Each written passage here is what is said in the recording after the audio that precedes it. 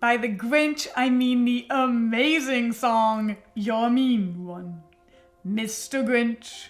And by insult, I really mean anything that says something bad about anything else. It could be a person or a place or a thing or a plan or an idea.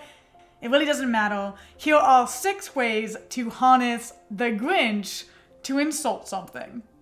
The first insult is that this place or person or idea that you want to insult is a blank. Well, blank is an object that is extremely bad in some way. For example, in the Grinch, rather than saying, you are gross, it says, you're a bad banana with a greasy black peel. Or, in your writing, if you wanted to have a character expressing concern that someone else is explosively angry, she could say, he's a hand grenade with the pin pulled. So the general format is he or she or it is a blank. The second insult is that your something, your possession or your body part or your idea is a blank. Well, blank is again some object that is extremely bad in some way.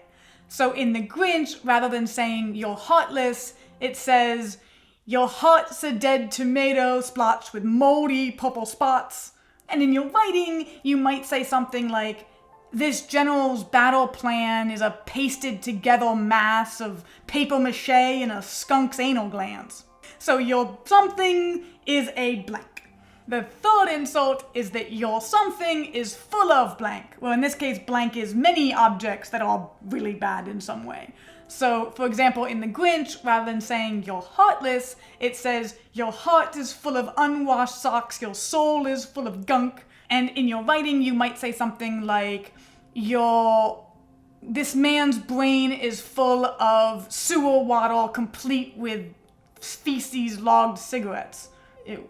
So your something is full of blank. The fourth insult is that you say you are as good trait as a blank object that is obviously not that good trait.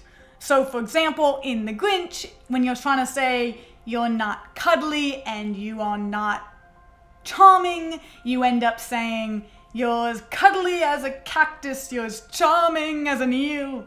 Or in your writing, if you wanted to say you are not graceful, or a character that says I am not graceful, you could have that character say I'm as graceful as a beached humpback. So I'm as good trait as a obviously not that good trait.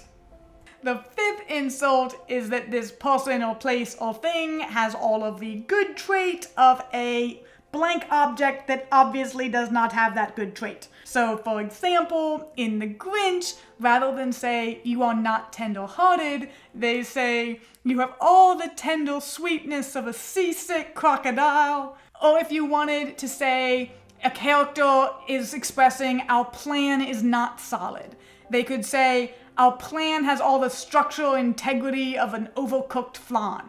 So your person, place, thing, whatever, has all of the good trait of a object that clearly does not. The sixth and final insult is to say that given the choice between this person or place or thing or idea that you're insulting and something horrible, you'd pick the something horrible. So for example, in the Grinch, it says, given the choice between the two of you, I'd take the seasick crocodile. And in your writing, you could have a character who maybe doesn't want to meet someone saying, given the choice between meeting him and skydiving without a parachute into an open volcano, I'd pick the lava. Can I meet the lava?